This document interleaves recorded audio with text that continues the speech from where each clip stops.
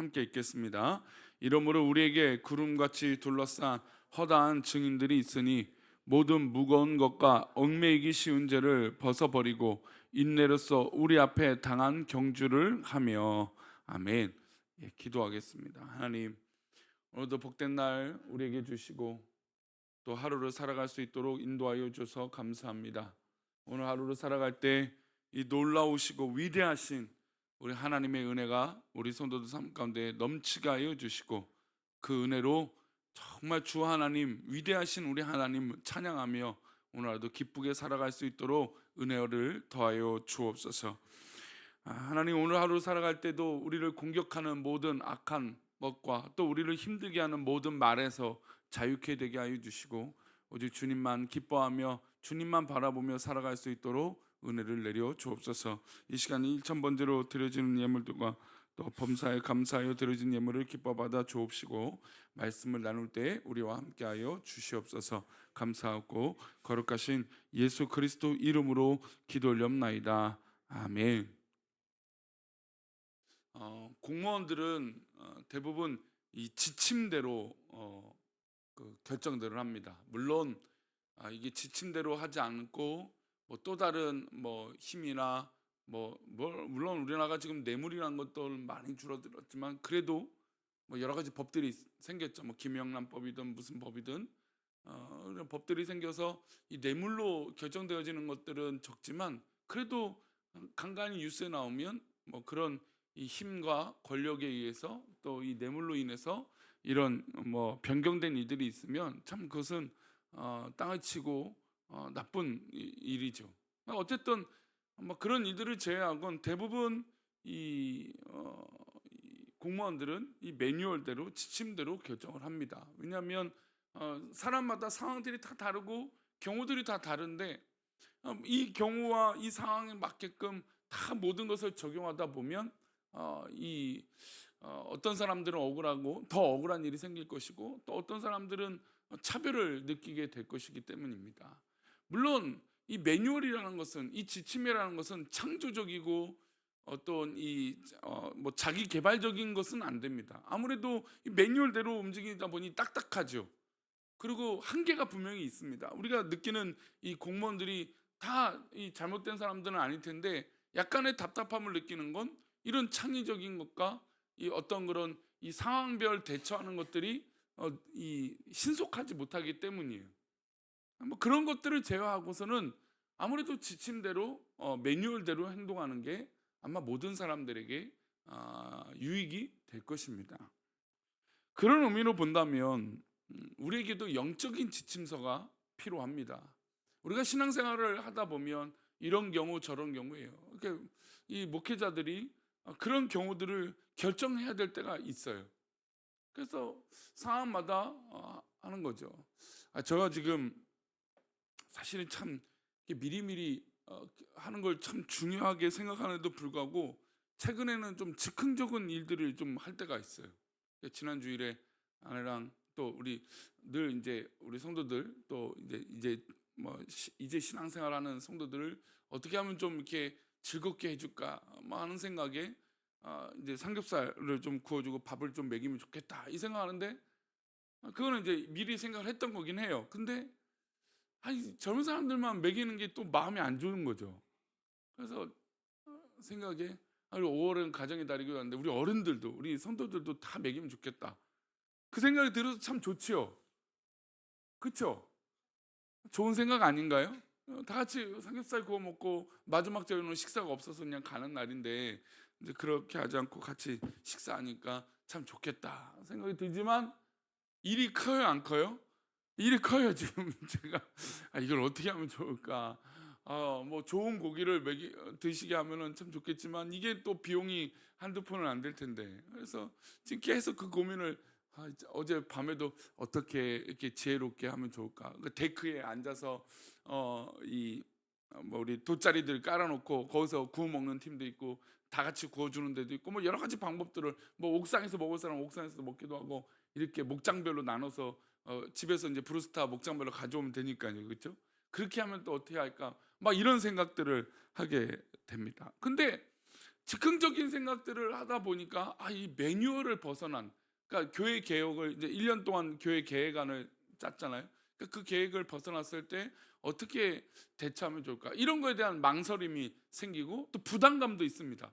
이런 결정을 했을 때 성도들이 이것을 기뻐하는 성도들이 있겠지만 또 어떤 성도들은 5월 마지막 날 뭐 여행 계획을 잡은 분도 있을 거 아니에요. 근데 대뜸 목사님이 뭐 고기 파티 한자니 그 약속 어떻게 하나 저런 뭐 그런 이 즉흥적인 결정으로 인해서 갈등이 분명히 있을 수도 있다는 겁니다. 그러니까 매뉴얼은 언제나 안정감이라는 걸 주게 되고 또 이 갈팡질팡하는 것들을 잘 이겨낼 수 있는 것이죠.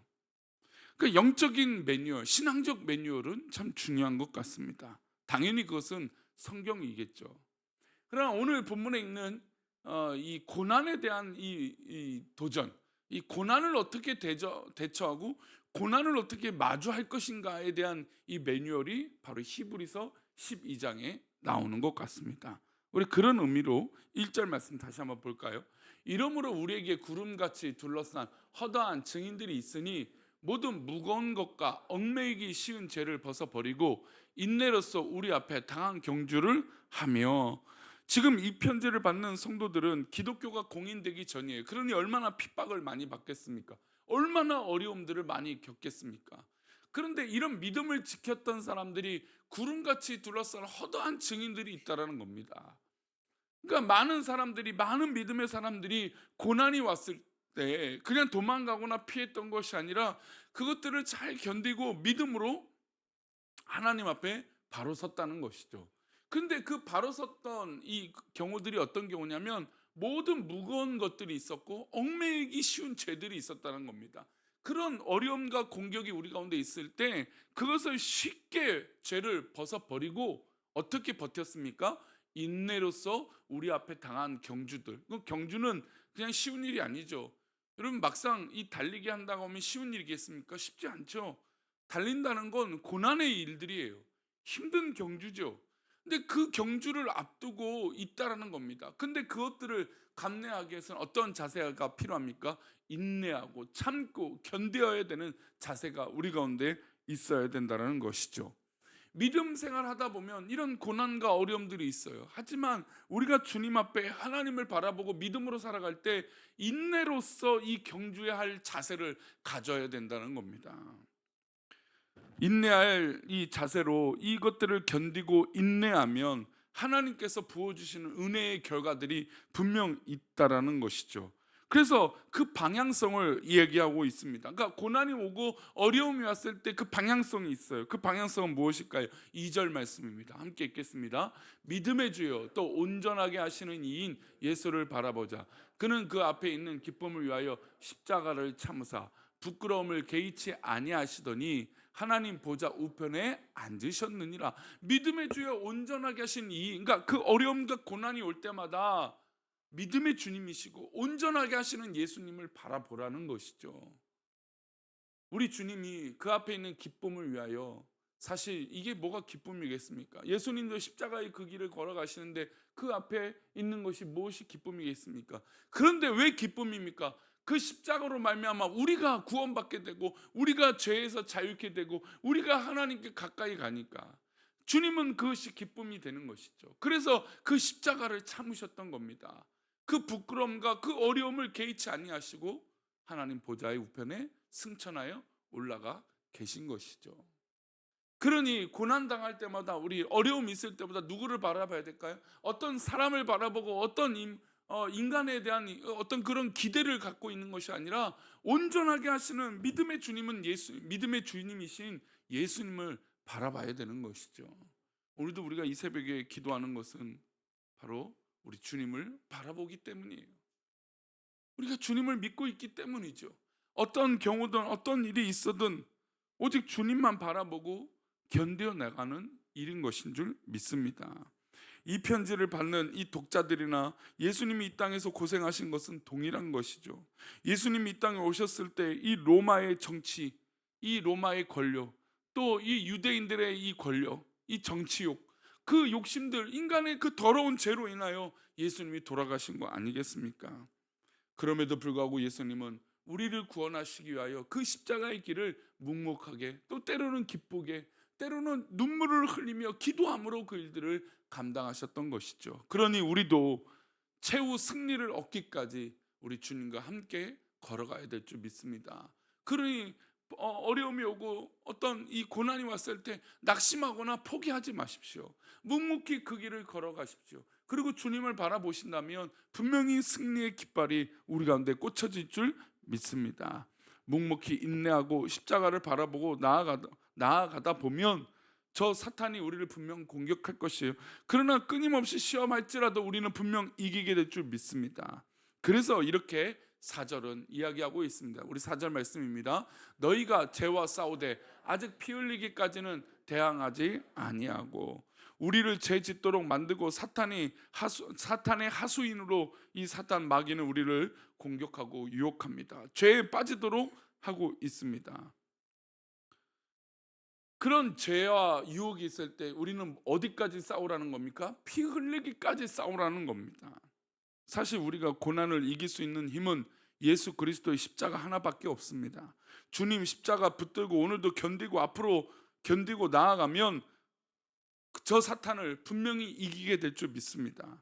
각종 시험으로 우리를 넘어지게 할 것이에요. 하지만 히브리서 기자가 말하는 것처럼 아직까지 우리는 피 흘리기까지 투쟁하지 아니했다는 겁니다. 죄와 싸우되 피 흘리기까지 투쟁해 보라는 것이죠.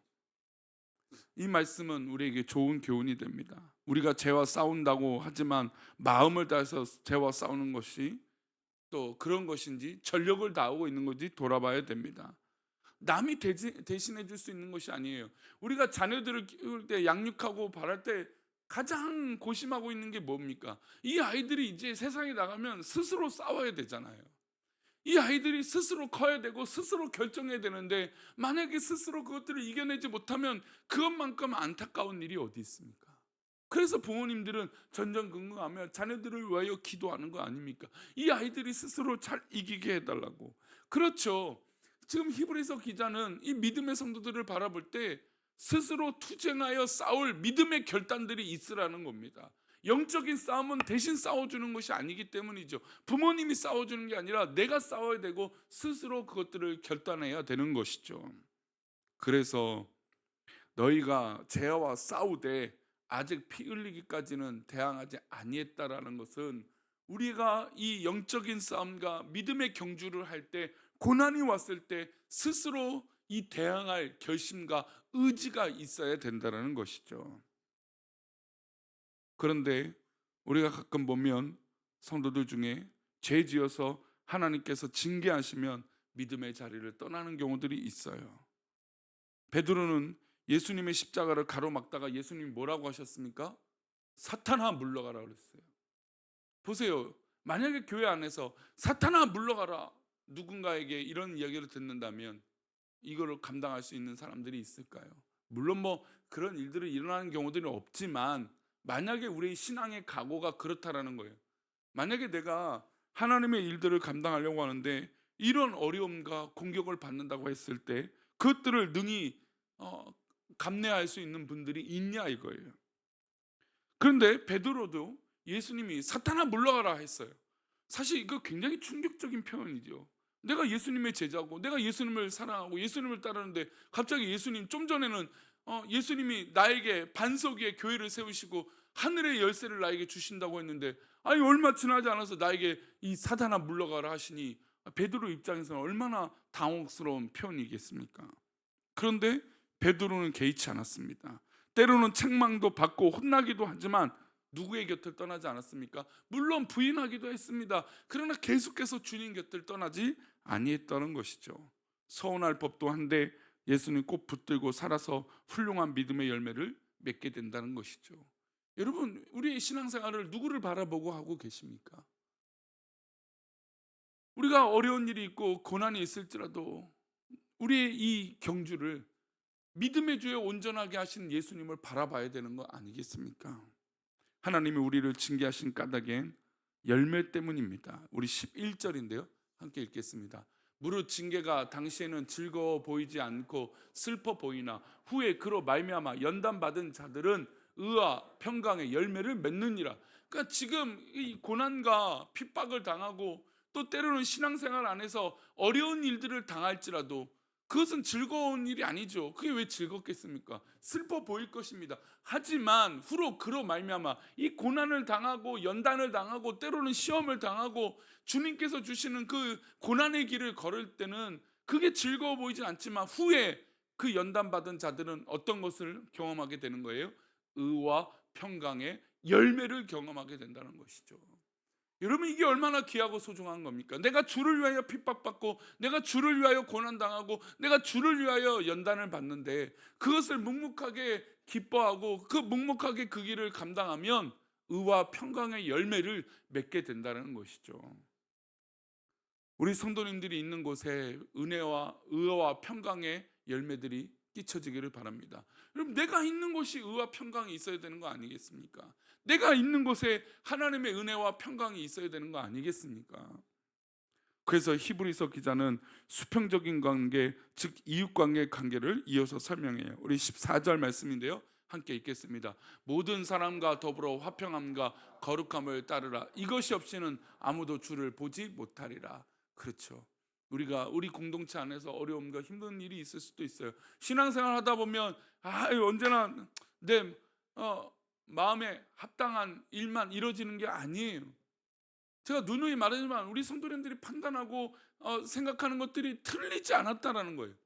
우리 성도님들이 고민하는 것들이 맞는 부분들이 상당히 많아요. 근데 이게 함께 모여지니까 문제가 되고 그렇게 결정되지 않을 때가 있기 때문이라는 것이죠. 그런데 우리의 신앙의 열매는 내가 있는 이 곳에 모든 사람과 더불어 화평함과 거룩함을 따르나 이것이 없이는 아무도 주를 보지 못한다는 것이죠. 만약에 내가 하고 있는 고민과 내가 하고 있는 이 판단과 생각이 주님을 보지 못하게 하는 방해하는 것들이라면 우리는 속히 그것을 내려놔야 된다는 것이죠. 이게 바로 고난과 연단과 우리 안에 있는 모든 어려운 문제를 대하는 자세라는 것이에요. 우리가 오늘 하루도 살아갈 때 이 지침을 잊지 마시기 바랍니다. 고난이 오고 어려움 올 때마다 누구를 바라보라고요? 우리 주님을 바라보라는 겁니다. 그리고 우리가 이 연단과 시험의 거리에 스스로 대항할 줄 알아야 되는 거예요. 그리고 어떤 일이 있어도 내가 평강과 평화의 자리, 의의 자리로 주님 앞에 있어야 될 줄 믿습니다. 이런 것으로 있다면 하나님께서 기뻐하시는 열매 맺는 우리 귀한 새벽에 기도하는 성도들 될 줄 믿습니다. 기도하겠습니다. 하나님 아버지, 우리가 오늘 하루도 살아갈 때 믿음의 주요 온전하게 하신 예수님을 바라보며 또 그에 따른 의와 평강의 열매를 맺는 귀한 믿음의 일꾼들 되게 도와주옵소서. 때로는 하나님 참으로 힘들고 어려운 일이 우리 가운데 있을 수 있습니다. 하나님, 그때마다 우리가 포기하거나 낙심하거나 절망 가운데 있지 않게 하여 주시고 오직 주님만 바라보고 믿음으로 그것들을 이기며 승리할 수 있도록 은혜를 내려 주옵소서. 우리와 함께 하시며 오늘도 그렇게 우리를 붙들어 주실 것을 믿사옵고 거룩하신 예수 그리스도 이름으로 기도 올리옵나이다. 아멘.